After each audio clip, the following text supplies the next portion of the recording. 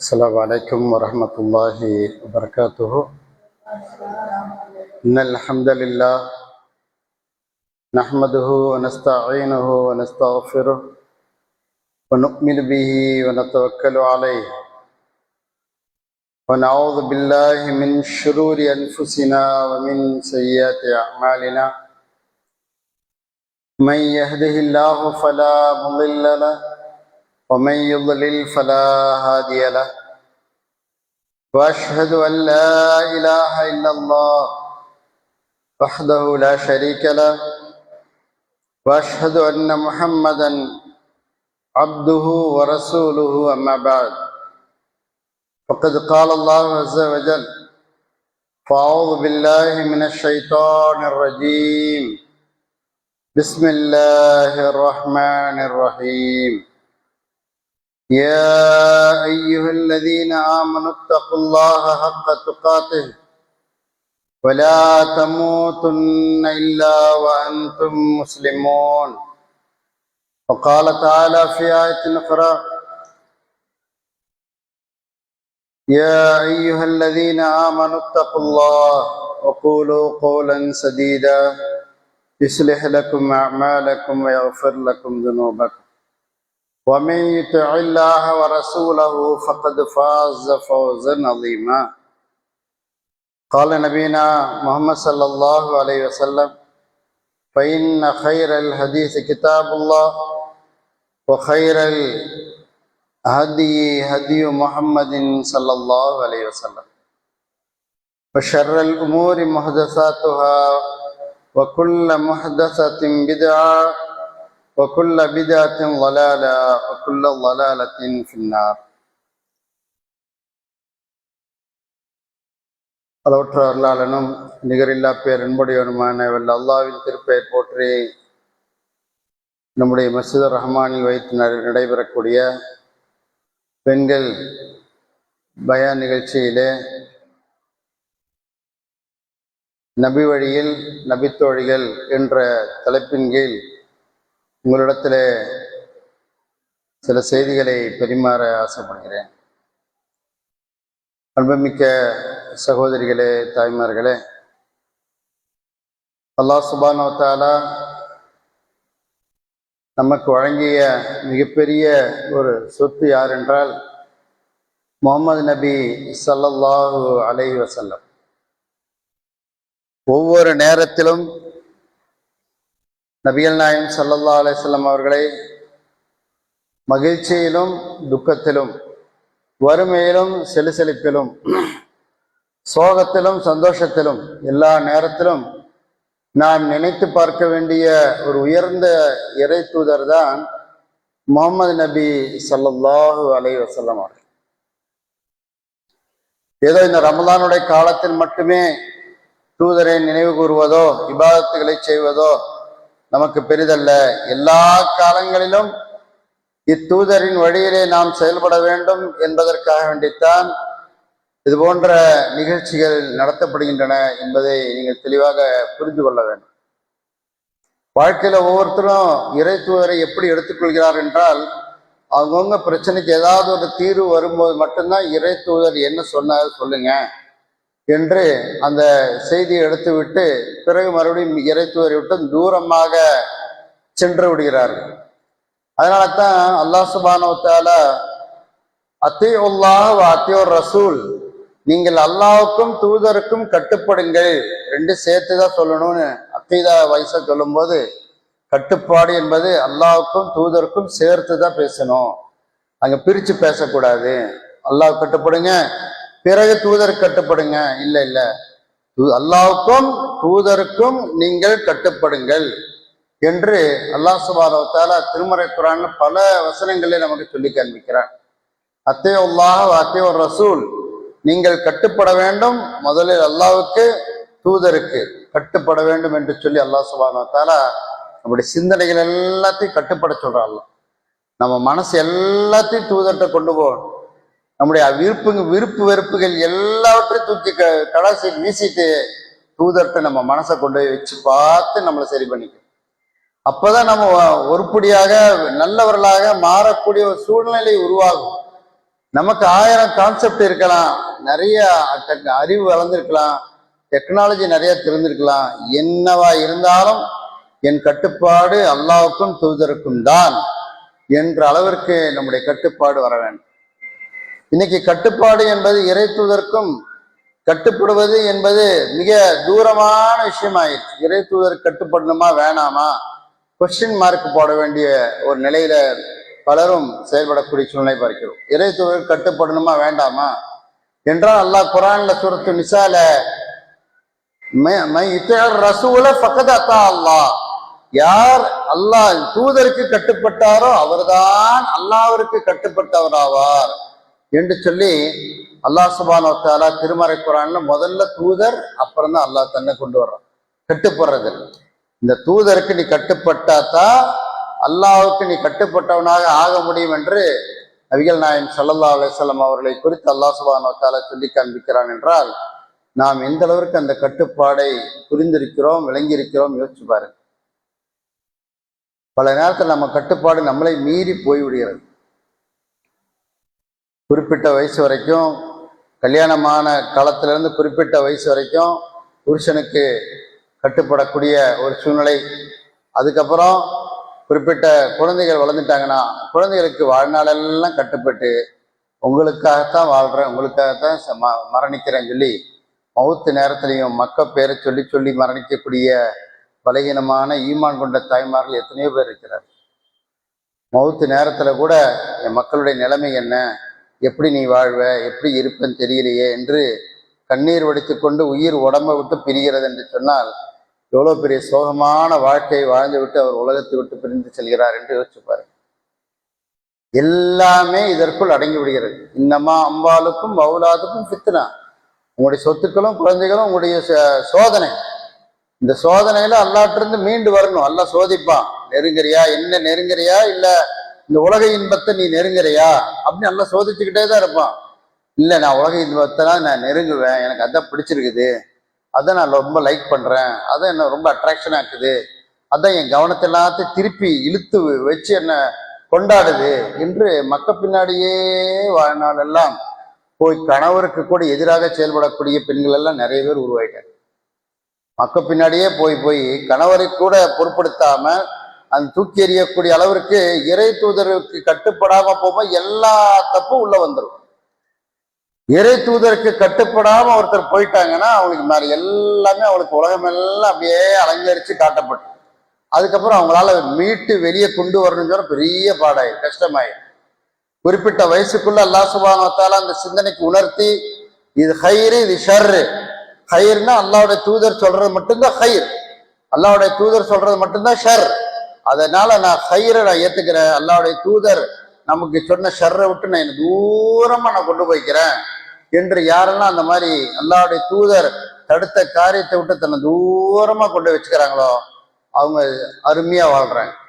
அவங்க அருமையா வாழ்றாங்க. வாழ்நாளெல்லாம் தன்னுடைய நிலையிலேயே தான் வாழ்கிறார்கள்.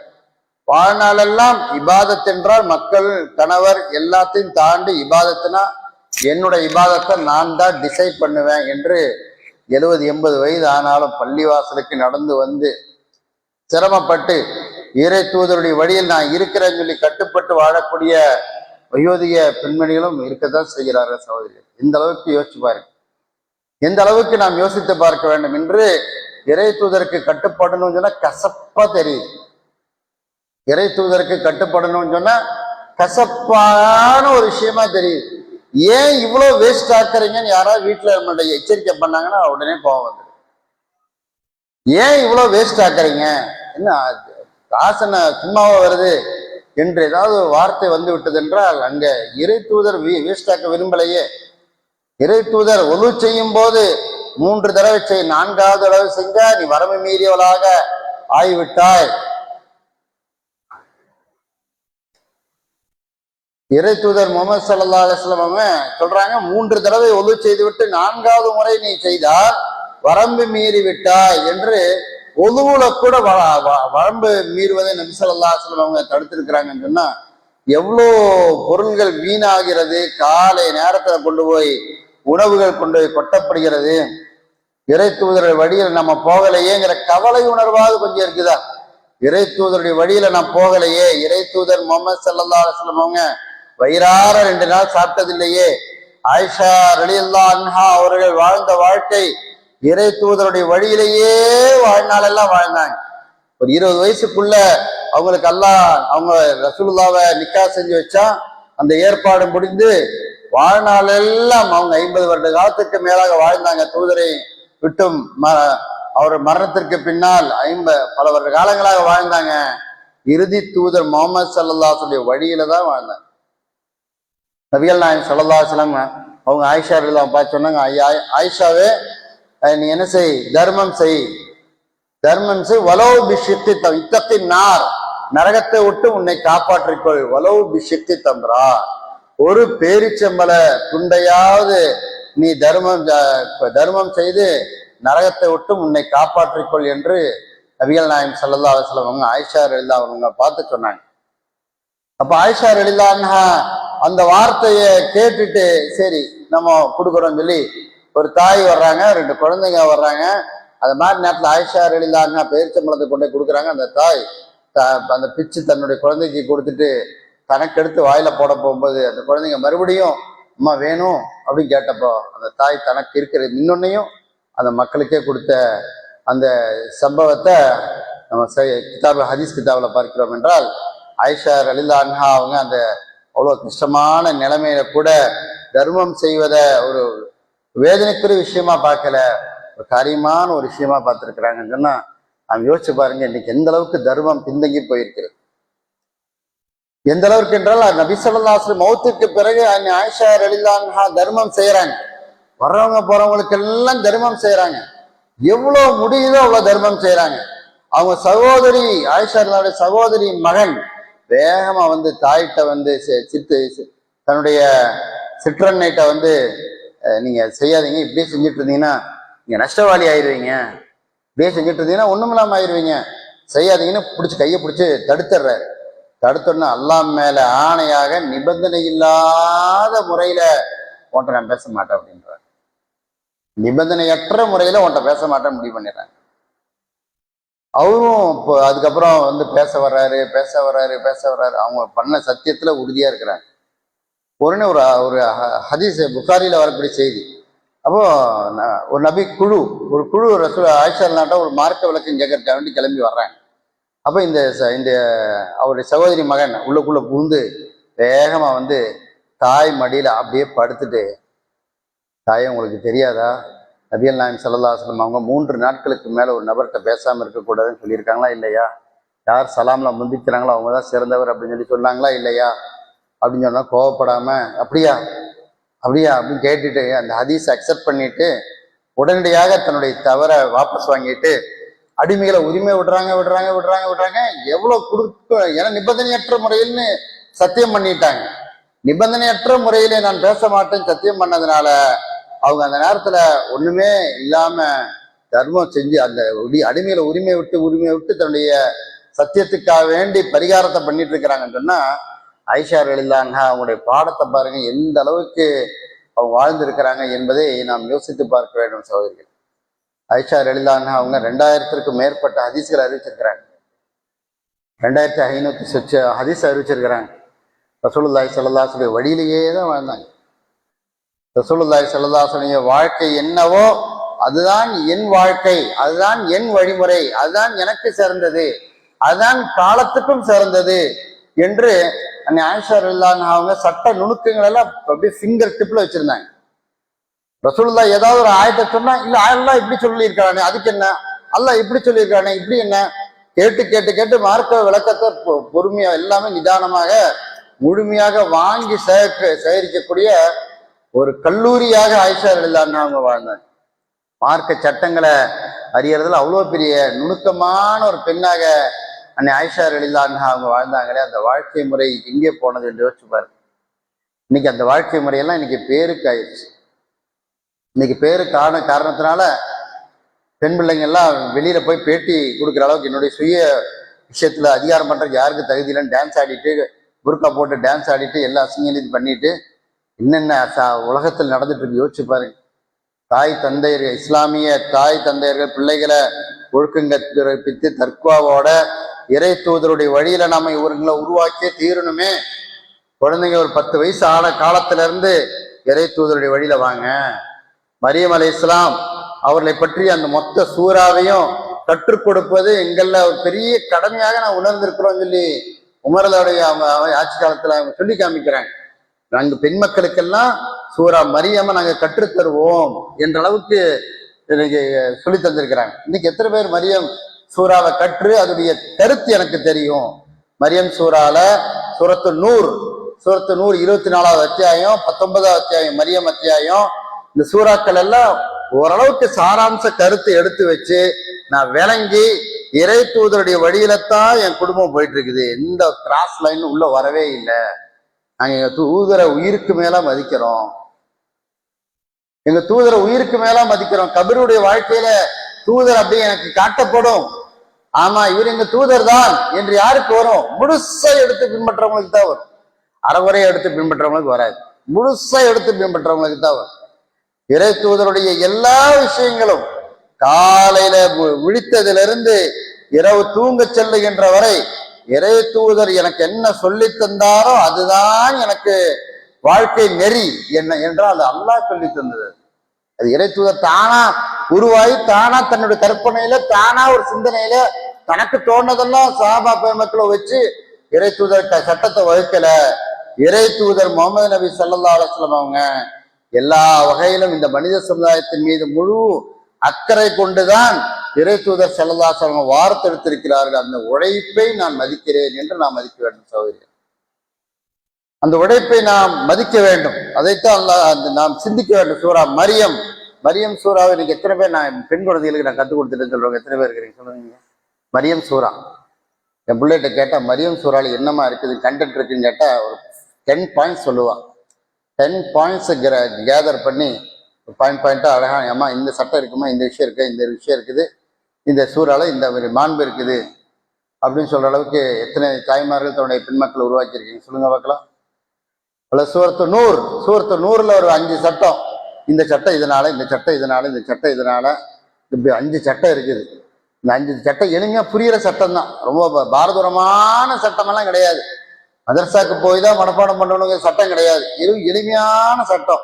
சூரத்து நூர் எத்தனை பேர் நம்ம பெண் மக்களுக்கு சொல்லி கொடுத்துருக்கோம் சொல்லுங்க பார்க்கலாம். எத்தனை பேர் சொல்லி கொடுத்துருக்குறோம்? யாரும் இல்லைங்களா? இன்ஷால்லா இனிமே முயற்சி பண்ணணும். அல்ல சொல்றதுக்கு நீங்க நோம்பு வச்சு டயர்டா இருக்கிறீங்க, அதை ஃப்ரெஷ்அப் ஆகலைன்னு கொஞ்சம் போய் ஃப்ரெஷ்அப் ஆகிட்டு வந்துடுங்க சரிங்களா. மார்க்க உபதேசங்கள் சொல்லக்கூடிய நேரத்தில் நம்ம புன்முருளோட சிறப்பாக மனசை குதூகலமாக சொர்க்கத்தை நோக்கிய ஒரு சிந்தனையோட அல்ஹம்துலில்லாஹ் நம்ம உட்காரும்போது எல்லாம் அந்த சிந்தனைகளுக்கு ஏற்றவாறு நமக்கு மெசேஜ்களை மைண்டுக்குள்ள போய் எல்லாம் ஸ்டோரேஜ் பண்ண வைப்போம். அதனால ஆயிஷா ரலியல்லாஹு அன்ஹா அவங்க நமக்கு கற்றுத்தந்த அந்த பாடம் நமக்கு வாழ்க்கையில என்னைக்குமே மிஸ் ஆகக்கூடாது. ஆயிஷா ரலியல்லாஹு அன்ஹா அவங்களுக்கு நமக்கு கற்றுத்தந்த அந்த பாடம் ரசூலுல்லாஹி ஸல்லல்லாஹு அலைஹி வஸல்லம் அவங்கள்ட்ட இருந்து ஒவ்வொரு விஷயத்தையும் உள்வாங்கி நம்மை மிகப்பெரிய சமூகத்துல ஒரு சீர்திருத்தம் செய்யக்கூடிய நல்ல சாலியான மக்களாக அவங்க உருவாக்கிட்டு போயிருக்கிறாங்க. ஆயிஷா ரலியல்லாஹு அன்ஹா அவங்க எந்த வகையில அவங்க குறை வைக்கல. அவங்களால இயன்ற முழு முயற்சி நமக்கு கொடுத்துருக்கிறாங்க ஆயிஷா ரலியல்லாஹு அன்ஹா அவங்க. அதனாலதான் ரசூலுல்லாஹ்வுடைய கபருக்கு பக்கத்துல தான் அடக்கம் செய்யப்படணும்னு மிகப்பெரிய விருப்பம் இருந்தாலும் இல்ல, என்னுடைய வாப்பா அடக்கம் செய்யப்பட்டா அதுவும் சிறப்பு தான். ரசூலுல்லாஹ்வுடைய நேசர் பாசத்துக்குரிய உமர் ரலியல்லாஹு அடக்கம் செய்யப்பட்டா அதுவும் வரவேற்கக்கூடியதா. ரெண்டையும் அக்செப்ட் பண்ணிட்டு விட்டு கொடுத்து வாழ்ந்தார்கள். அன்னை ஆயிஷா ரலியல்லாஹு அன்ஹா நமக்கு படிக்க வேண்டிய பெரிய பாடம் விட்டு கொடுத்து வாழக்கூடிய ஒரு பெரிய பாடம். எங்கேயுமே விட்டு கொடுத்து வாழக்கூடிய ஒரு விஷயம் இருக்குது. பெரிய ஒரு சக்சஸ் ஆகிறதுக்கு ஒரு விஷயத்த சரி போட்டும் விடு பார்த்துக்கலாம் அப்படிங்கிற ஒரு நிலை. இல்ல எனக்கு தான் சொந்தம், நான் எனக்கு கிடைச்சே ஆகணும், நான் செஞ்சே தீருவேன், எனக்கு வாங்கியே தீரணும், கட்டாயம் வேணும். ஆயிஷா ரலியல்லாஹு விட்டு கொடுத்து வாழ்ந்தாங்க. மிகப்பெரிய ஆசை, நான் மௌத்தானா என்னுடைய கணவருக்கு பக்கத்துல அடக்கம் செய்யுங்க. எல்லா பெண்கள் ரசூலுல்லாஹுடைய மனைவிமார்கள் எல்லாத்துக்கும் தெரியும் யாரு ஆயிஷா ரலியல்லாஹு அன்ஹா. அவங்க தான் ரசூலுல்லாஹுக்கு ரொம்ப ரொம்ப ரொம்ப ரொம்ப நேசத்துக்குரியவங்கன்னு சொல்லி எல்லாருக்குமே தெரியும். ஆனாலும் என்னுடைய தந்தைக்குள்ள ஹக்கு நான் தருவேன், ரசூலுல்லாஹுடைய சிநேகத்துக்கு பாசத்துக்கு உமர் ரலியல்லாஹு கேட்டாங்க, அந்த உரிமை அவருக்கு நான் விட்டு கொடுக்குறேன், ஏன்னா 2 பேருமே சிறந்தவங்கன்னு சொல்லி அந்த விட்டு கொடுத்தல் என்ற ஒரு பெரிய மனப்பான்மைய அன்னை ஆயிஷா ரலியல்லாஹு அன்ஹா அவங்க நமக்கு செஞ்சு கொடுத்துருக்காங்கன்னு சொன்னா நம்ம எந்த அளவுக்கு அதை தளர்த்த வேண்டும், அந்த விஷயங்களை விட்டு கொடுக்க வேண்டும். கோவப்படாம, ஆத்திரப்படாம, இந்த மைண்ட் அப்செட் ஆகாம, ஒரு வாரம் மூஞ்சியை தூக்கி வச்சுட்டு அப்படியே ஆத்திரத்தை வச்சுக்கிட்டு வேதனைப்படுத்தாம அப்படியே ரிலாக்ஸ் ஆகி கொஞ்ச நேரம் 1/2 மணி நேரம் நான் ரிலாக்ஸ் ஆகிட்டேன். ஏன்னா ரசூலுல்லாஹ் என்னப்பா எப்பவுமே புன்முறுவல் பூக்க சொல்லியிருக்கிறாங்க, நான் புன்முறுவல் பூக்குறேன், நான் இதை டேக் இட் ஈஸியா எடுத்துக்கிட்டேன், நான் இதை வந்து ஹேர்ட்டா எடுக்கல. இவ்வளவு பெரிய வேர்டு வந்தாலும் யார் என்ன பண்ணா பேசிட்டு போட்டு, கணவர் திடீர்னு 20 வருஷம் வாழ்ந்த பின்னாடி திடீர்னு ஒரு வார்த்தை ரொம்ப டக்குன்னு மனசு தெரிக்கிற மாதிரி வார்த்தை விடுறாரு, ஒன்றும் பிரச்சனை இல்லை, எனக்கு இன்னும் கணவர் தானே, அவர் தெரியாம பேசிட்டார், போட்டு விட்டு கொடுக்குறேன், அல்லாஹ்க்காக விட்டு கொடுக்குறேன். ஏனென்றால் நான் அல்லாஹ்வுக்கு, அல்லாஹ்வுடைய திருத்தூதர் முஹம்மது ஸல்லல்லாஹு அலைஹி வஸல்லம் யார் எந்த பெண் ஐங்கா இதா சல்லத் ஹன்சஹா 5 நேரம் தொழுது, வசாம ஷஹரஹா ரமலான் மாதம் நோன்பு நோற்று, வாசனத் ஃபர்ஜஹா கற்பை பேணி காப்பாற்றி, வஅதாத் பாலஹா தன் கணவனுக்கு கட்டுப்பட்டு நடந்தால், ஃபல் ததுகுல் மின் ஐயி அப்வாபி ஜன்னத்தி ஷாத் விரும்பிய வாசல் வழியா அந்த பெண் சொர்க்கத்துக்கு போகலாம். இந்த பெண் வாய்ப்பு பாருங்க, கணவனுக்கு கட்டுப்பட்டு நடக்கிறது. அவர் திடீர் வார்த்தை விட்டுறாரு, சங்கடப்படுத்துறாரு, உனக்கு எல்லாம் நான் சம்பாரிச்சது எல்லாத்தையும் உனக்கு தான் கொட்டி தீர்த்துருக்கேன் சொல்லி காட்டிட்டீங்களா, கிளம்புறேன், ஆத்திரம் வருது, அவசரம் வருது, கிளம்பி டாக்ஸி புக் பண்ணி போறது வர்றதுங்கிறது, ஆத்திரத்தை காட்டுறதுங்கிறது ஒரு வழியில் இல்லை. ஆயிஷா ரலியல்லாஹு அன்ஹா மேல ரசூலுல்லாஹி ஸல்லல்லாஹு அலைஹி வஸல்லம் சொன்ன ஒரு வார்த்தை ரொம்ப வேதனையான வார்த்தை. ஆனா அந்த வார்த்தை நயமா தான் சொல்றாங்க. ஊரே அவதூறு பேசிடுச்சு,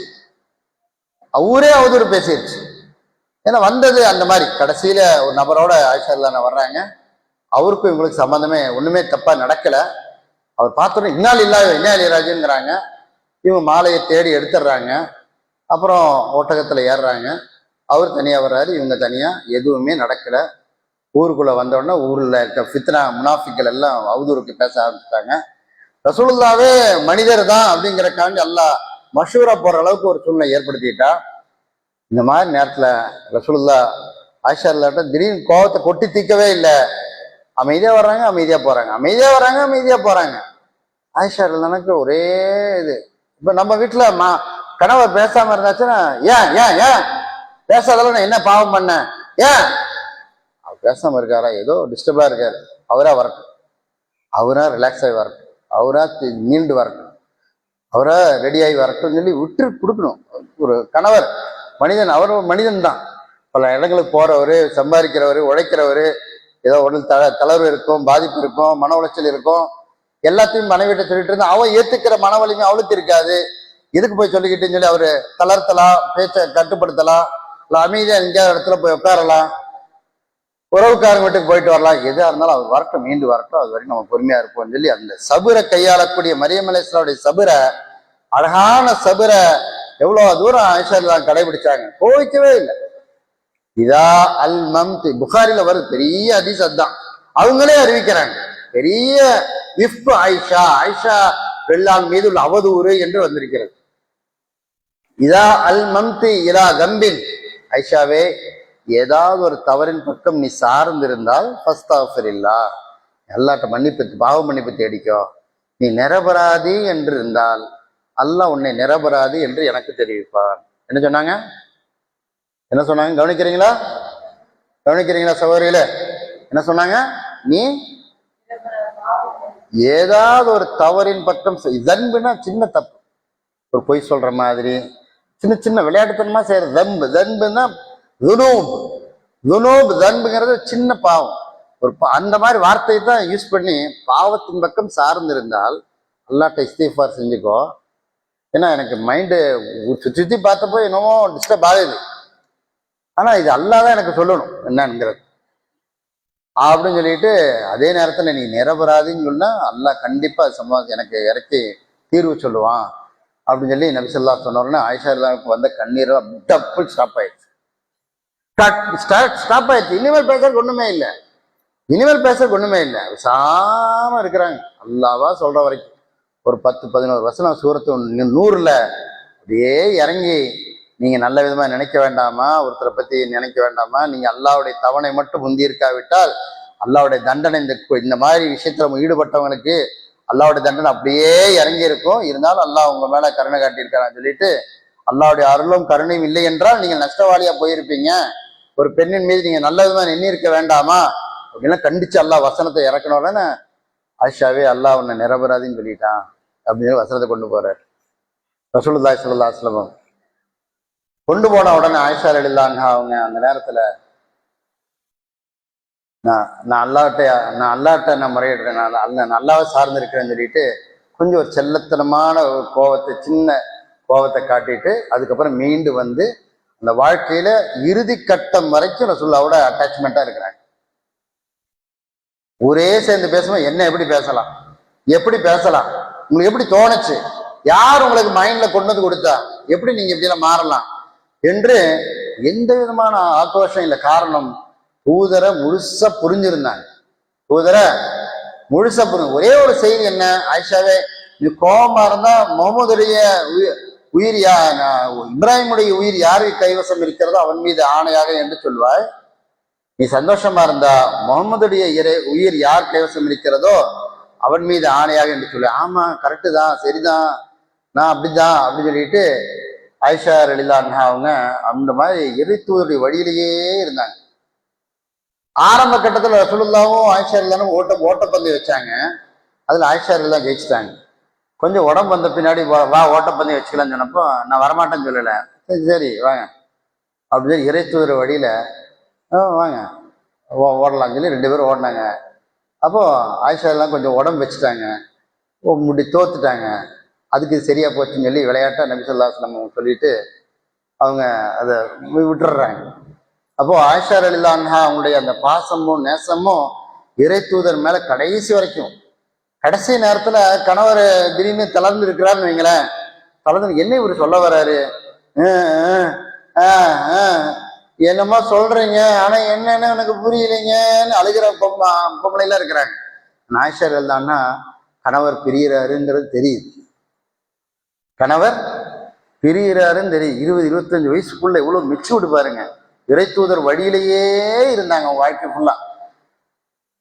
அந்த மாதிரி நேரத்துல பல் துலக்குதல் அப்படிங்கிறது ரசூலுல்லாஹ்வுக்கு ரொம்ப பிடித்தமான ஒரு சுன்னா.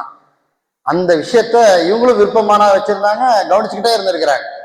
அப்போ அவங்க சகோதரன் அப்துல் ரஹ்மான் அவர் வந்து ஒரு பல் துலக்க குச்சியை கொண்டு வர்றாரு. குச்சியை கொண்டு வரும்போது ஆயிஷா ரலியல்லாஹு அன்ஹா மடியில ரசூலுல்லாஹ் படுத்திருக்கிறாங்க. அது மாதிரி நேரத்துல ரசூலுல்லாஹ் அப்படியே கஞ்சாடை காட்டுறாங்க, பேச்சு நின்றுச்சு, கஞ்சாடை காட்டுறாங்க, பேச்சு அப்படி குறைஞ்சிட்டே வருது. கஞ்சாடை காட்டின உடனே ஆயிஷா ரலியல்லாஹு அன்ஹா அந்த குச்சியை வாங்குறாங்க. நீங்க பல் துலக்கிற குச்சி கேட்குறீங்களான்னு. அப்புறம் குச்சி வாங்கி கொடுக்குறாங்க, வேலையில வைக்கிறாங்க, முடியல. உடனே வாங்கி தானே மென்னு கொடுக்குறாங்க. தானே நல்லா அந்த குச்சியை மென்னு ஆயிஷா ரலியல்லாஹு அன்ஹா அவங்க நபிகள் நாயகம் ஸல்லல்லாஹு அலைஹி வஸல்லம் அவங்கள்ட்ட கொடுக்குறாங்க.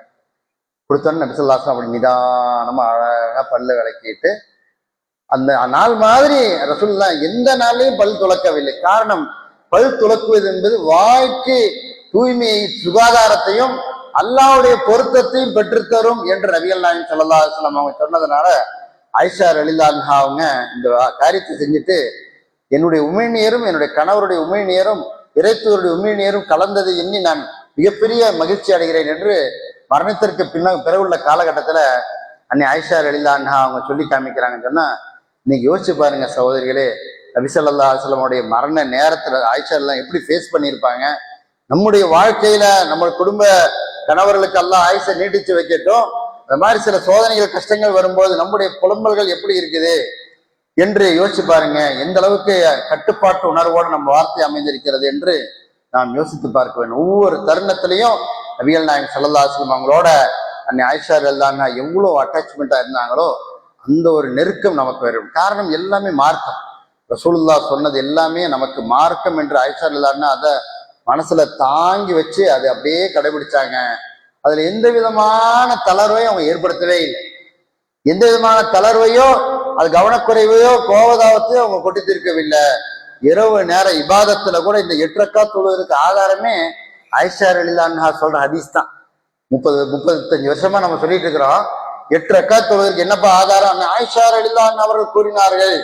எப்படி கூறினார்கள் என்று சொன்னால், நபி ஸல்லல்லாஹு அலைஹி வஸல்லம் அவர்கள் ரமலானிலும் ரமலான் அல்லாத காலங்களிலும் 8+3 காட்டிலும் கூட்டியதில்லை என்று வரக்கூடிய ஹதீஸத்தை ஆதாரமா எடுத்து கொண்டு போய் எல்லா இடத்துலையும் சொல்லக்கூடிய அளவிற்கு அதோடைய அழகு என்ன, அதோடைய மாண்பு என்ன, அதோடைய நீளம் என்ன, அதை என்கிட்ட கேட்காதீங்க அப்படின்னு படுத்துக்கிட்டே அந்த வசனங்கள் எல்லாத்தையும் ரசூலுல்லாஹ் ஓதுறதெல்லாம் கேட்டுட்டு, என் தூக்கத்தும் கெடுது, உங்களுக்கு பட்சத்துல வழிதான் திறந்தா கிடக்குது, இல்லை போக வேண்டியதானே, உங்களை யார் இங்க வந்து டிஸ்டர்ப் பண்ண சொன்னா, குட்டி ரூம்ல வந்து டிஸ்டர்ப் பண்ணிட்டு இருக்கிறீங்க. ரொம்ப சின்ன அறை அவங்களுடைய ஆயிஷா ரலியல்லாஹு அறை.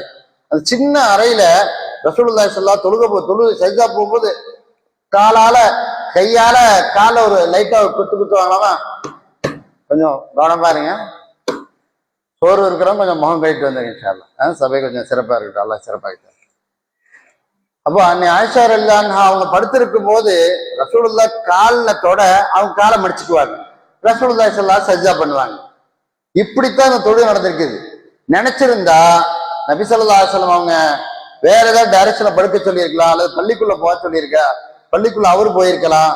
ஆனாலும் அவங்க அந்த தொழுகையில அன்னை ஆயிஷா ரலியல்லாஹு அன்ஹா எல்லா வகையிலையும் எந்த விதமான சுணக்கம் காட்டாம, கோவப்படாம, ஆத்திரப்படாம நிதானமாக இருந்திருக்கிறார் என்று சொன்னார். சகோதரிகளே, கணவருடைய இபாதத்துல எந்த அளவுக்கு கண்ணும் கருத்துமாக செயல்பட்டிருக்கிறார்கள் ஆயிஷா ரலியல்லாஹு அன்ஹா அவங்க என்று யோசித்து பார்க்க. அது ரக்காத்தை கவுண்டிங் பண்ணிட்டு இருந்திருக்கிறாங்க. ரக்காத்தை கவுண்டிங் பண்ணி ஓத ஆயத்துக்களை கவனிச்சு நீண்ட நேரம் ரசூலுல்லாஹ் கால்விங்கிற அளவுக்கு தொழுவாங்க. பல மணி நேரம். அந்த பல மணி நேரம் தூக்கத்தை தியாகம் செய்து ஒரு பெண்மணி வாழ்ந்திருக்கிறார் என்றால், இந்த தியாகம் எல்லாம் நம்ம எங்க யோசிச்சு பார்த்திருக்கிறோம்? இன்னைக்கு யோசிச்சு பாருங்க. இன்னைக்கு நமக்கு டிப்ரெஷன் ஆகுதுன்னு சொன்னா உடனடியாக உங்களால தான் எல்லாமே ஆகி போச்சு, ஆரோக்கியம் எல்லாம் நாசமா போச்சு, வேற யாராவது கட்டியிருந்தா நல்லா இருந்திருப்பேன் என்று கேவல வார்த்தை அஸ்தக்ஃபிருல்லாஹ். ஜோடிங்கிறது யார் ஏற்படுத்தி கொடுக்கறது? ஒமின் ஆயாத்தி அன் கலக்கலக்கும் நன்ஃபுசிக்கும் அஸ்வாஜா. அல்லாஹ் ஜோடியை உண்டாக்கி தர்றான். இவருதான் ஜோடி, இவங்கதான் ஜோடி. இந்த ஜோடி அல்லாஹ் உண்டாக்கி தந்துட்டான். அது விரும்பியோ விரும்பாமலோ அல்லாஹ் ஏற்படுத்தி கொடுத்துட்டான். அல்ஹம்துலில்லாஹ் என்று ஏற்றுக்கொள்ள வேண்டும். உங்களாலதாங்க புரிஞ்சிக்கவே மாட்டீங்க. மனுஷங்க புரியாமையே கடுப்பேற்றியே சாவடிக்கிறீங்க என்று போன் அடிச்சா டென்ஷனு, மெசேஜ் படிக்கலன்னா டென்ஷனு, வாய்ஸ் கேட்கலன்னா டென்ஷனு. இவ்வளவு தூரம் அந்த கணவருடைய கோபத்தை வாங்கறதுல ஒரு பெண்மணி வறுமை நாள்ல தண்டனைக்குரியவளா மாறி போயிடுவான். ஆயிஷா ரலியல்லாஹு அந்த கோபத்தை வாங்கவே இல்லை. வாழ்நாள் எல்லாம் ரசூலுல்லாஹ்வுடைய பாசத்தை தான் மொத்தமா வாங்கினாங்க, மொத்தமா வாங்கி வாழ்ந்தாங்க. காரணம், இன்ன தீன இந்தல்லாஹில் இஸ்லாம், அல்லாஹ்விடத்தில் ஏற்றுக்கொள்ளப்பட்ட ஒரே மார்க்கம் இஸ்லாம் தான். அந்த மார்க்கம் எனக்குரியது, நான் என்னுடைய தூதர் வழியில கடைசி வரைக்கும் சங்கடப்படாம வாழ்வேன்னு சொல்லி அன்னை ஆயிஷா ரலியல்லாஹு அன்ஹா வாழ்ந்தாங்களே, அந்த வாழ்க்கையை நம்ம வாழணுமா வேண்டாமா என்று யோசிச்சு பாருங்க. சரிங்களா? அப்ப எல்லாமே நபி வழிதான். எல்லாமே கணவனுக்கு கட்டுப்படணுங்கிற ஹதீஸ் ஆயிஷா ரலியல்லாஹு அன்ஹா கடைபிடிச்சாங்க. ஃபர்லுக்கு பிறகு அல்லாஹ்வுக்கு விருப்பமான தொழுகை அந்த இரவு தொழுகை, அதே ஆயிஷா ரலியல்லாஹு அன்ஹா விரும்பி கடைபிடிச்சாங்க. ஸைனப் ரலியல்லாஹு அன்ஹா விரும்பி கடைபிடிச்சாங்க. அதே மாதிரி கோவப்படக்கூடாது, ஆத்திரப்படக்கூடாது என்ற வார்த்தையெல்லாம் ரசூலுல்லாஹ் ஸல்லல்லாஹு அலைஹி வஸல்லம் கொடுத்த அந்த ரோஷம், அந்த வார்த்தையெல்லாம் கவனிச்சிருந்தாங்க. அதே மாதிரி கணவனுடைய சுயமரியாதைக்கு பாதிப்பு ஏற்பட்டுச்சுன்னு சொன்னா யாராவது விட்டு வைக்க மாட்டேன்னு சொல்லி அவங்கள சபிச்சுட்டாங்க. ஒரு யூத கூட்டம் வர்றாங்க, அஸ்ஸாமு அலைக்க யா ரசூலல்லாஹ்ங்கறாங்க, உனக்கு நாசம் உண்டாகட்டும் நபிங்கிறாங்க.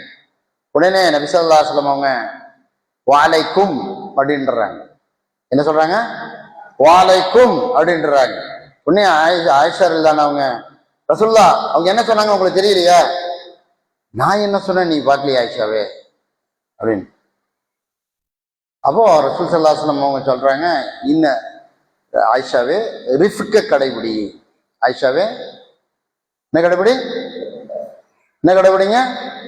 ரிஃப்கு. என்னங்க அரபி வார்த்தை என்னது? ரிஃப்கு. கொஞ்சம் கவனிச்சு சொல்லுங்க. ரிஃப்கு. அப்போ இன்ன ரிஃப்க லா யதி இல்லா பிகைர். இந்த மென்மைங்கிற குணம் நன்மையை தவிர வேற எதையுமே ரிசல்ட்டா கொடுக்காது. என்ன குணம்? மென்மை என்ற குணம் என்ன ரிசல்ட்டை கொடுக்கும்? நன்மையை தவிர வேற எதையுமே தராது, நஷ்டத்தை தரவே தராது. எவ்வளவு வேணாலும் மென்மையா இருக்கலாம். இன்னர் ரிஃப்க லா யதி இல்லா பிகைர். மென்மை என்பது நன்மையை தவிர வேற எதையுமே தராது. இந்த வார்த்தையை நம்பினா நம்ம எங்கேயுமே கடுகடுன்னு வேலை வாங்க மாட்டோம். யார்கிட்டையுமே கடுகடுன்னு வேலை வாங்க மாட்டோம். இந்த மென்மை வர வேண்டும். இந்த மென்மையத்தை ஆயிஷா இல்லாத மகளன் ஆயிஷா அமைதியா இரு, மென்மையா இரு, மென்மை நன்மையத்தான் ரிசல்ட்டா கொடுக்கும் சொல்லி ரசூல் ஸல்லல்லாஹு அலைஹி வஸல்லம் அவங்க என்ன சொன்னாங்க தெரியுமா? அப்போ ரசூல் ஸல்லல்லாஹு நான் என்ன சொன்னேன்னு சொல்லி அவன் நாசமா போட்டுன்னு சொன்னான். நான் உனக்கும் அவ்வாறு ஆகட்டும் அப்படின்னு சொல்லிட்டேன். நான் வலைக்கும் சலாம் சொல்லலை, நான் வாழைக்கும் தான் சொன்னேன். ஏன் அவங்க வார்த்தையை எவ்வளோ யோசிக்கும் போது ஏன் வார்த்தை நீ ஏன் கவனிக்கல அப்படின்னு சொன்னேன். நான் மாத்திக்கிறேன்னு சொல்லிட்டு அவங்க மாத்திக்கிட்டாங்க. வாழைக்கும் அப்படின்னு சொன்னேன், உனக்கும் அவ்வாறே உண்டாகட்டும் அப்படின்னு நபி ஸல்லல்லாஹு அலைஹி சொல்லிட்டு ஆயிஷாவை நீ மென்மையாயிரு, அவங்க என்னமோ சொல்லிட்டு போட்டோம், அதை பத்தி நம்ம கவலை கிடையாது அப்படின்னு சொல்லி நபிகள் நாயகம் ஸல்லல்லாஹு அலைஹி வஸல்லம் அவங்க ஆயிஷா இல்ல அவங்களுக்கு மென்மையை கற்றுக் கொடுத்தார்களே, அந்த மென்மையை அவங்க வாழ்நாளெல்லாம் கடைபிடிச்சாங்க. அவங்க அதுக்கு எதிரான ஆக்ரோஷமான எந்த ஒரு வேலையிலையும் அவங்க ஈடுபடவில்லை என்று சொன்னால் நாம் சிந்தித்து பார்க்க வேண்டிய ஒரு பொறுப்புல இருக்கிறோம். இன்னைக்கு ஒரு பையன்ட்டையோ பிள்ளைகிட்டோ வேலை சொல்லும்போது நம்ம மென்மையா சொல்றோமா? சொல்லுங்க, சபையில் இருக்கிறவங்க சொல்லுங்க. நம்ம மகன்கிட்டையோ யார்ட்டையாவது பேசும்போது மென்மையா சொல்றோமா? கேட்குதுங்களா? உங்களுக்கு லாங்குவேஜ் புரியுதா? நான் கோயம்புத்தூர்காரன் தான், நான் காரமடைக்காரன் தான், கோயம்புத்தூர்காரன் தான், இங்கதான் முதல்வராக இருந்திருக்கிறேன். எல்லாம் டல் அடிச்சு உட்காந்துருக்கிறீங்க. எங்க இங்க சனிக்கிழமை இப்போ பயான் வச்சு கஷ்டப்படுத்துங்கிற மாதிரி உட்காந்துற மாதிரி தெரியுது. இல்லைங்க, அவங்க இல்லை. அப்போ அந்த மென்மைங்கிறது அவ்வளோ ஒரு பாசிட்டிவ் எனர்ஜி. அது மென்மைங்கிறது சாதாரண விஷயம் இல்லை. என்ன நடக்கட்டும், யார் என்ன எவ்வளவு எதிர்ப்பை காட்டட்டும், நான் மென்மைதான் நடந்துக்குவேன், நான் சாஃப்டா தான் நடந்துக்குவேன், நான் அழகான வார்த்தையை யூஸ் பண்ணுவேன், நான் அழகான டீலிங் தான் பண்ணுவேன். காரணம், எனக்கு ரிசல்ட் அப்படிதான் திருப்பி வரும். ரிசல்ட் கடைசியில் எனக்கு அல்லாத ஃபைனல்ல நன்மையத்தான் முடிச்சு கொடுப்பான் அப்படிங்கிற சிந்தனை நமக்கு வர வேண்டும். அது நபிகள் நாயகம் ஸல்லல்லாஹு அலைஹி வஸல்லம் அவங்க கற்றுக் கொடுத்த ஒரு சிறந்த ஒரு பண்பு. லா யதி இல்லா பிகைர். அந்த மென்மைங்கிற குணம் நன்மை தவிர வேறு எதையுமே தராது என்று நபிகள் நாயகம் ஸல்லல்லாஹு அலைஹி வஸல்லம் அவங்க ஆயிஷா ரலியல்லாஹு அன்ஹா அவங்களுக்கு கற்றுத்தந்தாங்களே, அந்த வார்த்தையை நாம் மறந்து விடக்கூடாது. யார்கிட்டையுமே நம்ம என்ன செய்யக்கூடாது, இந்த காலத்துக்கு செட் ஆகாதுங்க, தலைக்கு மேலே ஏறி மிளகா அரைச்சிடுவாங்க, அவளை ஏமாத்திடுவாங்க, நம்ம மென்மைங்கிறது இழிச்சுவாயத்தனம்ன்றாங்க. என்ன சொல்லிடுறாங்க?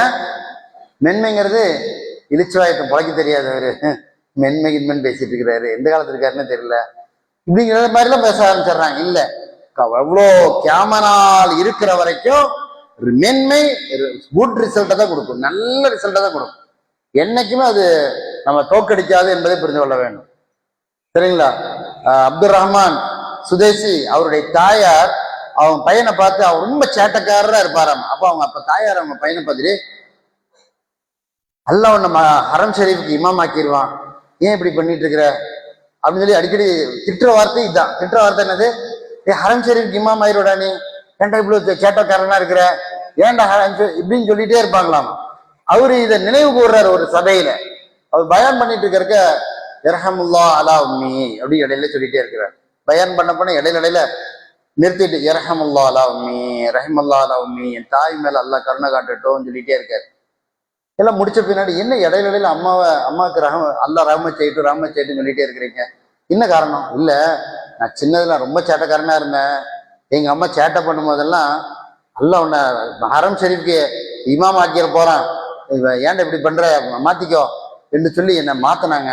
அந்த வார்த்தையில கூட எங்க அம்மா நல்ல வார்த்தை பயன்படுத்தினாங்க சொல்லி அப்துல் ரஹ்மான் சுதேசி அவர் சொல்லி காமிக்கிறாருன்னா, இன்னைக்கு அவர் ஆரம்பத்துல 90கள் எல்லாம் அவர் கிராத்தெல்லாம் சிலோன் ரேடியோல, அன்னைக்கெல்லாம் இந்த சோசியல் மீடியா இவ்வளோ இல்லை, சிலோன் ரேடியோல அப்படியே கொண்டு போனா டியூன் பண்ணா லைட்டா அந்த வாய்ஸ் வரும், அவ்வளோ அழகா இருக்கும். இரவு நேரத்துல அந்த ஓதலை கேட்கிற வாய்ப்பெல்லாம் நல்லா தருவான். இன்னைக்கு எல்லாமே ஈஸி ஆயிடுச்சு. இன்னைக்கு யூடியூப்ல எல்லா கிராத்தும் நமக்கு முக்ரிங்கிற ஒரு ஆப், என்ன ஆப்பு?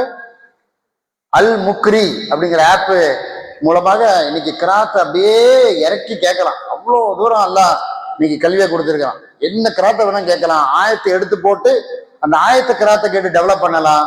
இது எல்லாத்தையும் அந்த மார்க்க களத்துல அன்னை ஆயிஷா ரலியல்லாஹு அவங்க மூலமாக நம்ம பெற்றுக்கொண்டோம் என்று சொன்னால் நாம் யோசிச்சு பார்க்க வேண்டும்.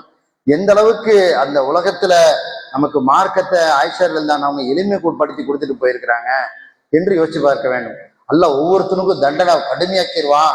அப்படித்தானே அல்லாஹ் குர்ஆன்ல சொன்ன யுஜிஸபி, யார் தப்பு பண்றானோ அவனுக்கு தண்டனை கடன் கொடுக்கப்படும் சொல்லி அல்லாஹ் குர்ஆன்ல சொல்லி காமிக்கிறான். அப்படி சொன்னா நபிகள் நாயகம் ஸல்லல்லாஹு அலைஹி வஸல்லம் அவங்க வேற வசனத்தை எடுத்து சொல்லி, யாருடைய வலது கையில பட்டுவாளை கொடுக்கப்படுகிறதோ அவர் அதை சிறந்த முறையில வாங்கி கொள்வார், யாருடைய இடது கையில பட்டுவாளை கொடுக்கப்படுகிறதோ அவர் என்ன செய்வார், புலம்புவார் என்கிற அந்த வசனத்தெல்லாம் மேற்கோள் காட்டி நபிகள் நாயகம் ஸல்லல்லாஹு அலைஹி வஸல்லம் அவங்க ஆயிஷாவே வறுமை நாள்ல விசாரணைங்கிறது ஒரு ஒரு மேற்பார்வை, அவ்வளவுதான் மேற்பார்வை. ஆரல் அது ஒரு மேல் பார்வை தான். சமுதாயத்துக்கான கேட்டு வாங்கி கொடுத்துருக்கிறாங்க. இந்த செய்தி நமக்கு நேரடியா புரிஞ்சா அல்லாஹ் நம்மளை உடனுக்குடன் தண்டிச்சிருவாங்க நம்ம புரிஞ்சிட்டு இருப்போம். ஆனா ஆயிஷா ரலியல்லாஹு அந்த பேச்சுவார்த்தைக்கு பிறகு, அந்த உரையாடலுக்கு பிறகு அந்த வசனத்தை யார் தப்பு பண்றானோ அவனுக்கு தண்டனை கொடுக்கப்படும் இந்த வசனத்தில் இருக்குது இல்ல அப்படின்னு நபி ஸல்லல்லாஹு அலைஹி வஸல்லம் இல்ல, அல்லாஹ் மறுமை நாள்ல துருவி துருவி விசாரிக்கிற கூட்டம் ஒரு கூட்டம் இருக்குது, சாதாரணமா விசாரிக்கிற ஒரு கூட்டம் இருக்குது. சாதாரணமா விசாரிக்கிற கூட்டத்தை அல்லாஹ் அப்படியே பார்ப்பான், அப்படியே பார்த்துட்டு அவனை விட்டுருவான். இது சாதாரண விசாரணை. ஹிசாபை எசீரா, இது ஹிசாபை எசீரா. அதே நேரத்தில் அல்லாஹ் ஒருத்தனை நிப்பாட்டி கேள்வி அவன் நூக்கிஷ ஹலக்க, யாரெல்லாம் துருவி துருவி விசாரிக்கிறானா அவ அழிஞ்சான். அது அவன் விடமாட்டான், அல்ல எல்லாத்தையும் கேட்பான். அது வேற விசாரணை. அதனால எளிமை விசாரணைன்னு ஒண்ணு இருக்குது, கடமான விசாரணைன்னு ஒண்ணு இருக்கு ஆயிஷாவே.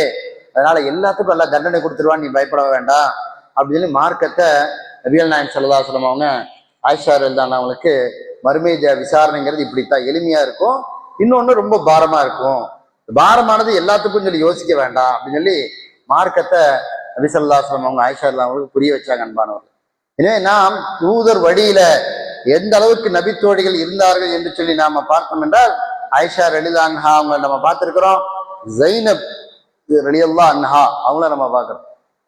இன்னைக்கு மாஷா அல்லாஹ் பள்ளிவாசல்ல ஏசியெல்லாம் வச்சுட்டாங்க. நான் பார்த்த வரைக்கும் நம்ம ஜமாத்துல பெண்கள் பகுதிக்கு ஏசி வச்ச முதல் பள்ளிவாசல் நம்ம ரஹ்மான் பள்ளிவாசல் தான் நினைக்கிறேன். மாஷா அல்லாஹ் இதுக்கான ஒத்துழைப்பு செஞ்ச மக்களுக்கெல்லாம் அல்லா கிருபை செய்யட்டும். மாஷா அல்லாஹ் என்ன குழுன்னு அல்ஹம்துலில்லாஹ் இருக்கிறோம். பல இடங்களில் பெண்கள் பகுதியில் வந்து கஷ்டப்பட்டு தொழுதுட்டு போறாங்க, வேறு வழி இல்லாம கஷ்டப்பட்டு வர்றாங்க. அல்லாஹ் அவங்களுக்கு நற்கூலி தரணும். அப்ப பார்த்து சொன்ன ஜைனப் ரலியல்லாஹு அன்ஹா அவங்க மஸ்ஜித் நபவியில ஒரு கயிறை சும்மா விட்டுருக்குறாங்க. அப்ப ரசூலுல்லாஹ் வர்றாங்க, என்ன இது கயிறு அப்படின்னு கேட்குறாங்க. இல்ல அவங்க ஜைனப் ரலியல்லாஹு தொழுவாங்க, சோர்வு தட்டுச்சுன்னா கயிறை பிடிச்சிக்குவாங்க, சோர்வு நீங்கிச்சுன்னா மறுபடியும் தக்பீர் கட்டி கண்டினியூ பண்ணுவாங்க, தொழுவாங்க. உபரியான வணக்க வழிபாடுகள். முதல்ல இந்த கயிறை கழட்டுங்க அப்படின்னு சொல்லுங்க, முதல்ல இந்த கயிறை கழட்டுங்க அப்படின்னு சொல்லிட்டு நபி ஸல்லல்லாஹு அலைஹி வஸல்லம், அல்லாஹ் சோர்வடைய மாட்டான், மனிதன் சோர்வடைவான். உங்களை யாருக்கா ஒருத்தருக்கு தூக்கம் தழுவினால் அவர் தூங்கிட்டு அப்புறம் எழுந்து தொழட்டும் அப்படின்னு சொல்லி சட்டத்தை சொல்லிட்டு போயிடுறாங்க. அவரு என்ன திமிர் பத்தியா, நம்மளை வந்து நம்ம கௌரவத்தெல்லாம் இழுத்து போட்டு நம்ம எவ்வளவு இபாதத்து தானே செஞ்சோம், தொழுகை தானே பண்ணோம், நம்மளை போய் சபையில் இன்சல்ட் பண்ணிட்டார். சஹாபாக்கள் மத்தியில ஒரு தாயை இவங்க எல்லாம் என்ன பத்தி என்ன நினைப்பாங்க யோசிக்க வேணாம் அப்படின்லாம் யோசிக்கவே இல்லை. அவங்க பேசாம இருந்து ஏத்துக்கிட்டாங்க. அதை கயிறு வந்து மறுபடியும் திரும்பி பார்த்துருப்பாங்க. அவங்க இபாதத்தை சொல்ல சொன்ன சட்டத்தை எடுத்துக்கிட்டாங்க. நபி வழியில நான் இருந்துக்கிறேன், இனிமேல் தூக்கம் வந்தா இல்ல கட்டுப்படுத்திட்டு வேணாம் தேவையில்லை, தூங்குவோம், கொஞ்சம் தூங்குவோம், ஒரு 10 நிமிஷம் தூங்குவோம், 1/4 மணி நேரம் தூங்குவோம், ரிலாக்ஸ் ஆகும். அப்புறம் வந்து நிதானமாக என்ன ஓதுறோங்கிறத புரிஞ்சு விளங்கி தொழுவோம் அப்படிங்கிற ஒரு சூழ்நிலைக்கு நம்ம கொண்டு வந்துடணும். சகோதரிகள், அல்லாட்ட வந்து எப்போதுமே நான் ரொம்ப நெருங்குறேன்னு சொல்லி கணவனுக்கு எதிராகவும் குழந்தைகளுக்கு எதிராகவும் அல்லாட்ட நெருங்குறேன்னு பார்க்கக்கூடாது. என்னதுங்க,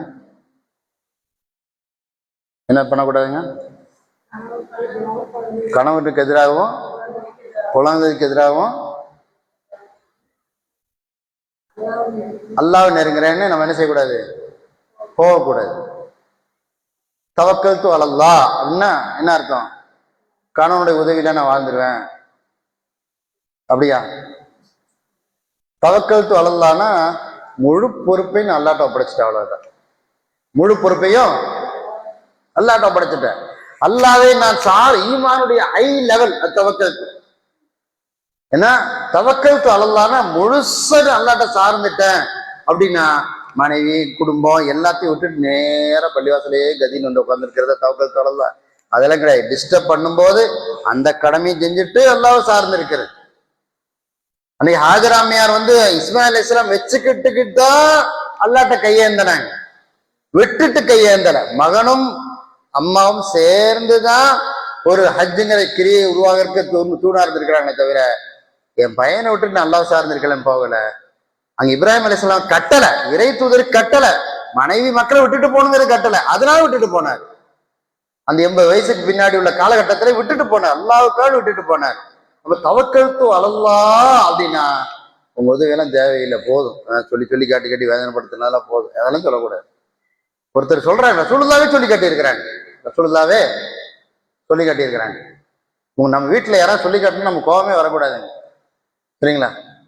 ஒரு நன்மைக்காக சொல்லி காட்டுறது, ஊனப்படுத்துற மாதிரி சொல்லி காட்டினா அது நன்மை அழிஞ்சு போயிடும்.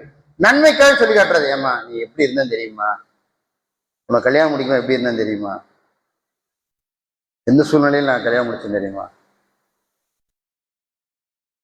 அப்படின்னு அவர் கொஞ்சம் கண் கலங்குறாரு.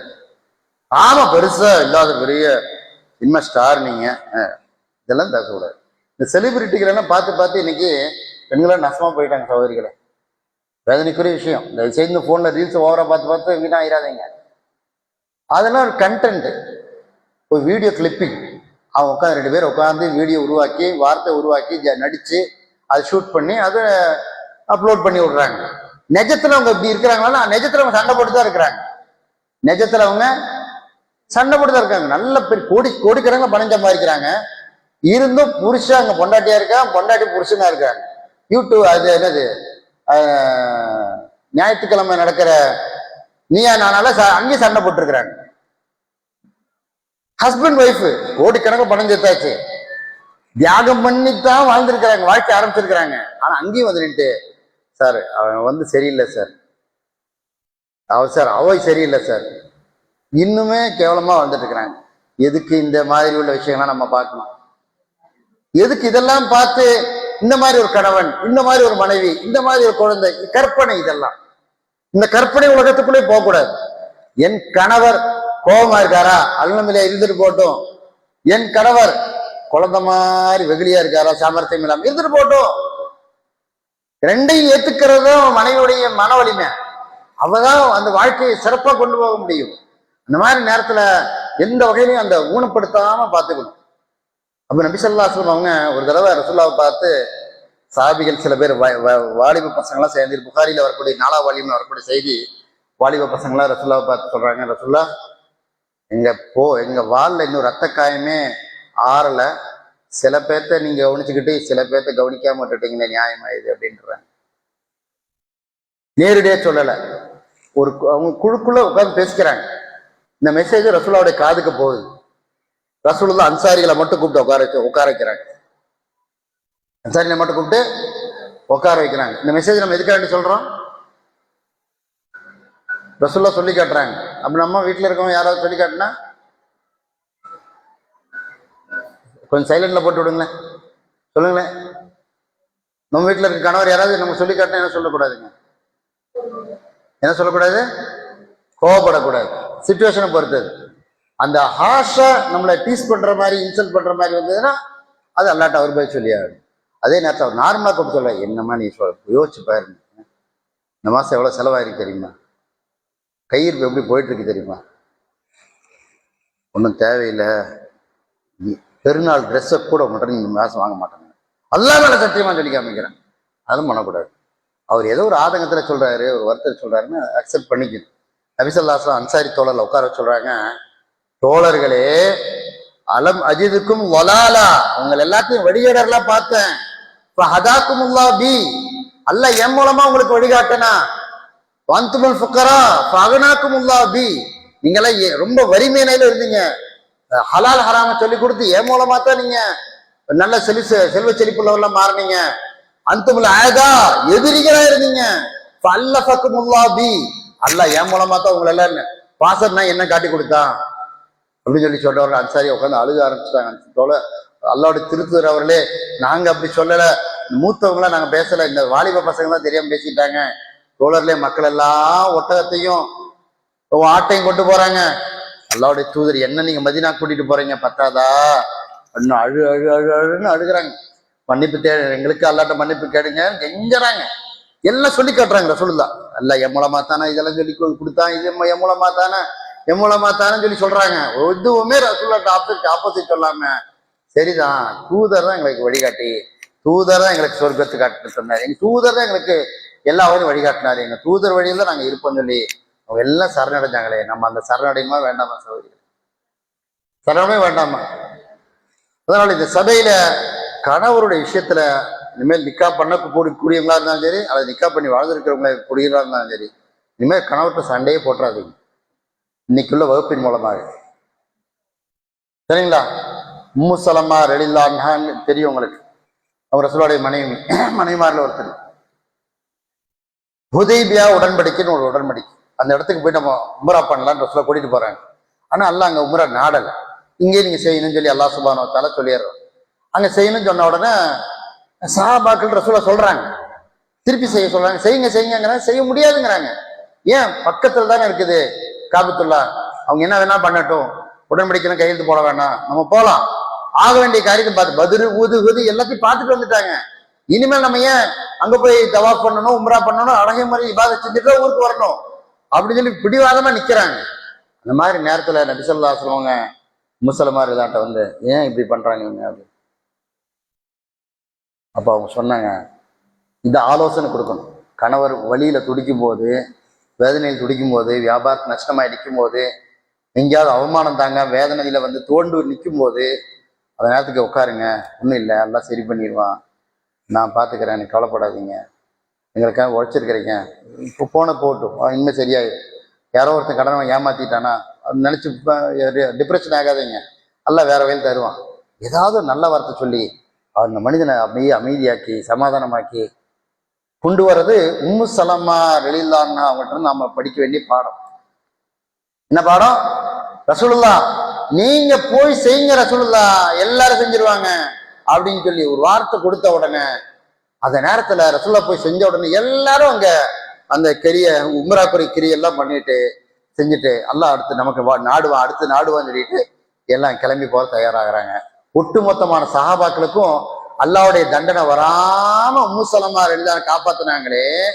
இப்படிப்பட்ட ஒரு மாண்புள்ள பெண்களாக, சகோதரிகளாக நாம் இருக்க வேண்டுமா இல்லையா சகோதரிகளே? எனவே நாம் இதெல்லாம் சஹாபாக்கள் இருந்து பாடம் படிக்க வேண்டும், நபி தோழிகள் இருந்து நாம் பாடம் படிக்க வேண்டும், நம்முடைய தாய்மார்கிட்ட இருந்து நாம் பாடம் படிக்க வேண்டும்.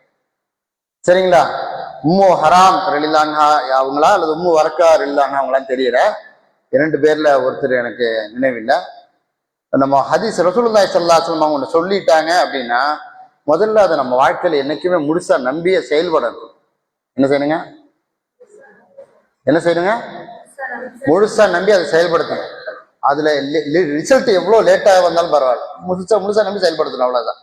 முழுசா நம்பி செயல்படுத்தணும், எந்த வகையிலும் அதுல பின்வாங்க கூடாது. ரசூலுல்லாஹ் சொல்லிட்டாங்க, நமக்கு ரிசல்ட் அது புரியல, கணவர் வந்து சொல்றாரு செய்யுமா செய்யுங்க அப்படிங்கிறாரு, நம்ம செஞ்சுட்டே போயிட்டே இருக்க வேண்டியது. இதுல நமக்கு எப்போதுமே மாறக்கூடாது.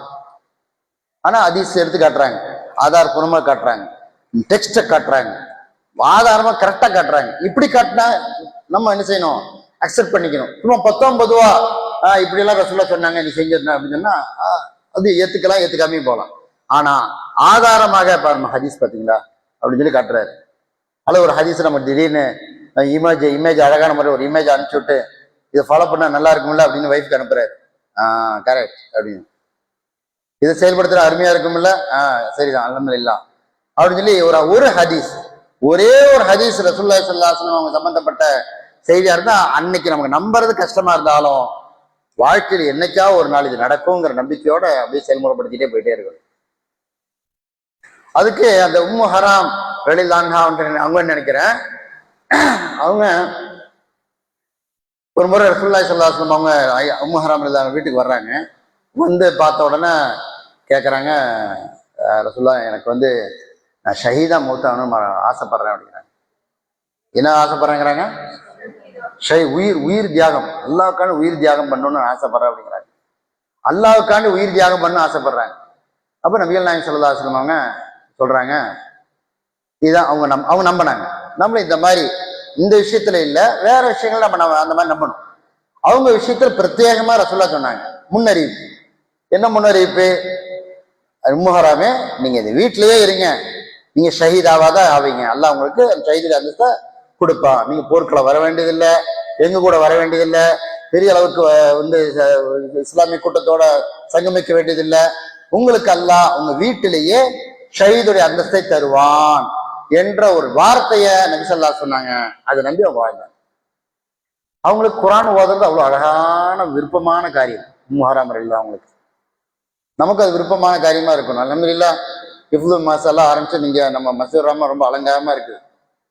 மாஷா அல்லாஹ். பெண்கள் அணி சிறந்த முறையில செயல்படுறீங்க. அல்லாஹ் உங்களுக்கு திலாவத்துல் குர்ஆன், தஜ்வீது, அஹ்காமு தஜ்வீத் எல்லாம் தெரிஞ்சு நல்ல கல்வியை நோக்கி குர்ஆனோட ரொம்ப அட்டாச்மெண்ட் பண்ற அளவுக்கு அல்லாஹ் நம்முடைய மொஹல்லாவுக்கு அல்லாஹ் ஒரு பாக்கியத்தை கொடுத்துருக்காங்கன்னா, அல்லாஹ் பெரிய அந்த நிர்வாகிகளுக்கும் அல்லாஹ் அந்த பாக்கியத்தை நன்மையில பெரிய பங்கெடுக்க செய்யற. மாஷா அல்லாஹ். சரிங்களா? அப்போ அவங்க அழகா ஓதுறாங்க. இரவு நேரத்துல உட்காந்து வேறாகமா ஓதிட்டே இருக்கிறாங்க. அப்போ ரசூலுல்லாஹி ஸல்லல்லாஹு அலைஹி வஸல்லம் காலம் முடியுது. அபூபக்கர் ஆட்சியர் எல்லாம் ஆட்சி காலம் 2 வருஷம் ஆட்சி காலம் முடியுது. உமர் ரலியல்லாஹு ஆட்சி காலம் வருது. இவர் ரோந்து பணியில போயிட்டே இருக்கிறாரு. திடீர்னு ஒரு நாள் உமர் ரலியல்லாஹு அவங்க ஒரு நேரத்துல என்ன பண்றாருன்னா, காலை கேட்கிறாரு, எங்க உம்மு ஹராம் வீட்டுல கிராத் கேட்கலையே, திலாவத்துல் குர்ஆன் வரலையே, போய் பார்த்துட்டு வாங்க அப்படின்னு. போய் பார்த்தா கொலை செய்யப்பட்டு கிடக்குறாங்க. என்ன செய்யப்பட்டு கிடக்குறாங்க? கொலை அவங்கள்ட்ட வேலை செஞ்ச அந்த அடிமைகள் எங்க நமக்கு இவங்க தனக்கு செய்து வரட்டும் சொல்லி தள்ளி போட்டு கடைசி வரைக்கும் ஆதாயம் கிடைக்காம போயிருன்னு சொல்லிட்டு அவங்களே இவங்களை பிளான் பண்ணி கொன்னுட்டு எஸ்கேப் ஆகுறாங்க. எஸ்கேப் ஆனவங்கள உமர்லாவை பிடிச்சு அவங்க தண்டனை கொடுக்குறாங்க. அப்போ ரசூலுல்லாவுடைய வார்த்தை உண்மையாச்சா இல்லைங்களா? ரசூலுல்லாவுடைய வார்த்தை உண்மையாச்சு. யாருக்கு? உம்மு ஹராம் ரலியல்லாஹு அவங்களுக்கு அந்த வார்த்தை உண்மையாச்சு. அவங்க அது வரைக்கும் சபுரா பொறுமையா நிதானமாக வீட்டிலேயே இருந்திருக்கிறாங்க. அல்லாஹ் அந்த அந்தஸ்தை கொடுத்திருக்கிறான் என்று சொன்னால் நம்ம வீடு நமக்கு சிறந்தது என்பதை புரிந்து கொள்ள வேண்டும். ஒரு பெண்ணுக்கு வீடுதான் சிறந்ததுன்னு சொல்லி கணவர் சொல்லிட்டா அந்த வீடு சிறந்ததுன்னு சொல்லி பள்ளியில தொழுகிற சிறந்ததா ஒரு பெண்ணுக்கு, வீட்டுல தொழுகிற சிறந்ததாங்கன்னா வீடு சிறந்ததுன்னு சொல்லி நபி ஸல்லல்லாஹு சொல்லியிருக்கிறாங்க. அப்ப வீட்டை தொழுகிற இடம் மாதிரி ஒரு இடத்த ஏற்படுத்தி நீங்க உருவாக்கணும். நீங்க நினைச்சா முடியும். நீங்க வீட்டுக்குள்ள ஒரு இடத்த இது என்னுடைய தொழும் இடம் அப்படின்னு கரெக்டா பிளான் பண்ணி ஒரு இடத்த நீங்க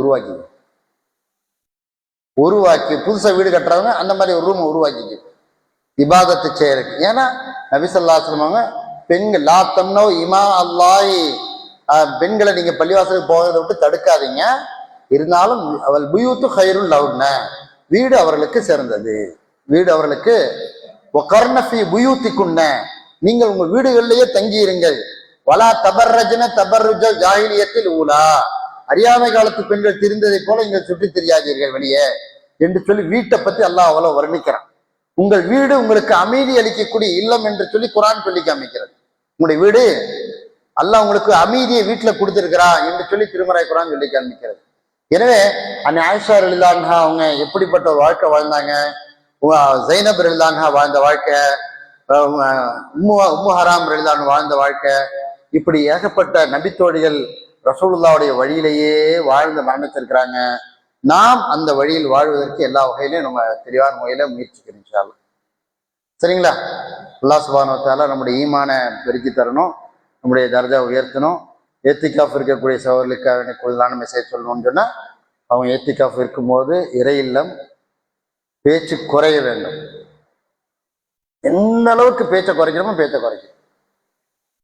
ஏன்னா நபி இப்ராஹிம் அலைஹிஸ்ஸலாம் பார்த்து அல்லாஹ் சுப்ஹானஹு வ தஆலா என்ன சொன்னா, இப்ராஹிமே நீ என்னுடைய ஆலயத்தை தூய்மைப்படுத்து, லில் ஆகிஃபீன வர்ருக்கை சுஜூத், இத்திகாஃப் இருப்பவர்களுக்கும் சஜ்தா செய்பவர்களுக்கும் ருக்கு செய்பவர்களுக்கும் நீ என்னுடைய ஆலயத்தை நீ சுத்தப்படுத்துவீராக என்று சொல்லி அல்லாஹ் சுப்ஹானஹு வ தஆலா சொன்னான். அந்த வேலைக்காக வேண்டி இப்ராஹிம் அலைஹிஸ்ஸலாம் அவங்க சுத்தப்படுத்தினாங்க.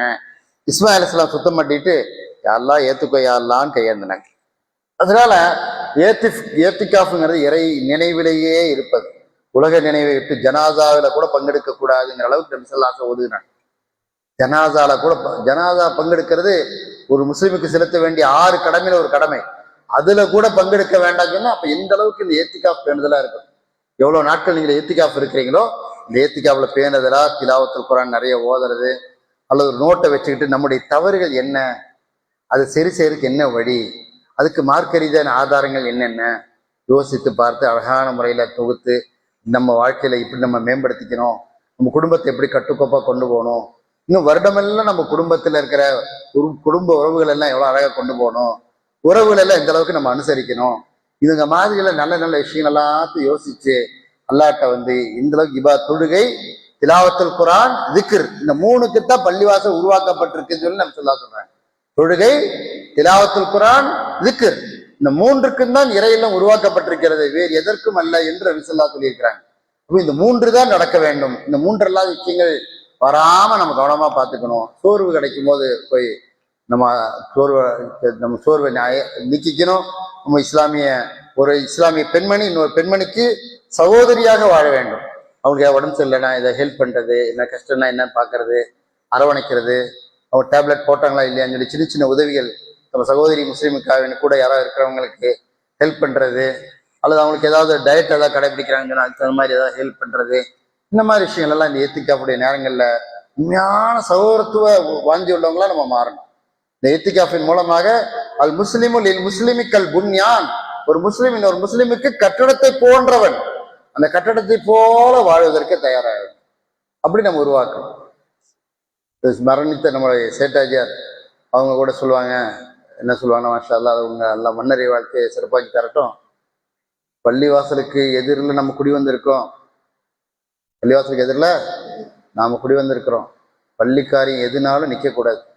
நம்மள்ட்ட கேட்டால் அதுக்கு நம்ம தயக்கம் காட்டக்கூடாது. ஏதாவது இஸ்லாமிய அழைப்பாளர் வந்துட்டா அவங்களுக்கு வேணுங்கிற உணவை கொடுக்கறதுனால, சாயை கொடுக்கணுனாலும் தயங்கக்கூடாது, மன நிறைஞ்சு செய்யணும் அப்படிங்கிற ஒப்பந்தத்தோடு தான் மனைவி அழைச்சிட்டு வந்திருக்கிறார். மாஷா ஏங்க அஜியார் ஹாஸ்பிட்டலில் என்ன நிலைமைன்னு கேட்டால், அவள் ஹாஸ்பிட்டலில் நர்ஸு சாப்பாடு ஊட்டி விட்றா, என் பஞ்சாதியே போதுன்னு சொல்லி நான் என் டிஸ்சார்ஜ் பண்ணுங்கன்னு சொல்லி டக்குன்னு கிளம்பி வந்துட்டேன்னு சொல்லி வீட்டுக்கு அந்த குடும்பமே இஸ்லாமிய குடும்பம் வாழணுங்கிறக்காக வேண்டி வாழ்நாளெல்லாம் பள்ளிவாசலில் இவ்வளோ ஹிக்குமத்தா தொடர் வச்சு பள்ளியில் நன்மையான காரியங்கள் செய்யறதுக்கு நான் இவ்வளோ துடிக்கணும் பாடுபடணும்னு சொல்லி குடும்பத்தையும் இணைச்சு கடைசி வரைக்கும் பாடுபட்டாங்கன்னு சொன்னால் அந்த அளவுக்கு அல்லாஹ்வுக்கு அவங்களுடைய மறுமை வாழ்க்கையை சிறப்பாக்கிட்டாங்க. அந்த மாதிரி அவங்க மனைவிட்ட சொன்னு ஏற்றுக்கிட்டாங்க. அவங்களும் அந்த அளவுக்கு இயன்ற வரைக்கும் அவங்க செஞ்சு கொடுத்துருக்குறாங்க. மாஷா அல்லாஹ், அல்லாஹ் பெரியவன். அதனால என்னைக்குமே நம்ம அல்லாவை நேசிக்கக்கூடியவர்களாக இறை தூதருடைய வழியிலத்தான் நான் கடைசி வரைக்கும் இருப்பேன். என்கிட்ட வீண் விரை வராது, பொய் வராது, பகைமை பாராட்டு வராது, இழிவு வராது. எல்லாமே தக்குவாவோட இறைச்சத்தோட இந்த ரமலானுடைய காலத்தில் நான் எடுத்த பயிற்சியை முழுமையான முறை செயல்படுத்தக்கூடிய நல்ல இஸ்லாமிய பெண்மணியாக நான் வாழ்வேன் என்று சபதம் எடுக்கக்கூடிய தௌஃபீக் அல்லாஹ் சுப்ஹானஹு வ தஆலா நம் அனைவருக்கும் வழங்குவானாக. அல்லாஹும்ம இன்னக அஃபூன் துஹிப்புல் அஃப்வ ஃபஅஃபு அன்னி என்ற அந்த துவாவை இன்ஷா அல்லாஹ் இந்த லைலத்துல் கத்ர் இரவு நாட்கள்லையும் மற்ற நாட்களையும் சொல்லலாம். அந்த நாட்களில் பிரத்யேகமாக கூடுதலாக சொல்லிக்கிட்டே இருக்கணும், அடையாமல் சொல்லிட்டு இருக்கணும். யா அல்லாஹ், நீ மன்னிப்பவன், மன்னிப்பை விரும்புகிறாய், என் புறத்திலிருந்து உள்ள பாவங்களை நீ மன்னிப்பாயாக என்று சொல்லி அல்லாட்ட மன்னிப்பு கேட்டுக்கிட்டே இருக்கணும். அல்லாஹ் நம் அனைவரையும் சொர்க்க பூஞ்சோலையில ஜன்னத்துல் ஃபிர்தௌஸ்ல அல்லாஹ் நம் அனைவரையும் செழிப்பாக வைப்பானாக. நம்முடைய பாவங்களை எல்லாம் அல்லாஹ் மன்னித்தருளி, நம் குற்றங்குறை எல்லாம் அல்லாஹ் சரி செய்து, நம்முடைய தவறுகளை உலகத்திலேயே அல்லாஹ் நமக்கு சுட்டி காட்டி நம்மை சொர்க்கத்துக்குரிய நன்மக்களாக நம் அனைவரையும் அல்லாஹ் ஆக்கியல் புரிவானா என்று கூறி வாய்ப்புக்கு ஜஸாக்குமுல்லாஹ் கைரா என்ற நன்றி கூறி விடைபெறுகிறேன். வாஹிரு தஅவானா அல்ஹம்துலில்லாஹி ரப்பில் ஆலமீன். அஸ்ஸலாமு அலைக்கும் வரஹ்மத்துல்லாஹி வபரகாத்துஹு.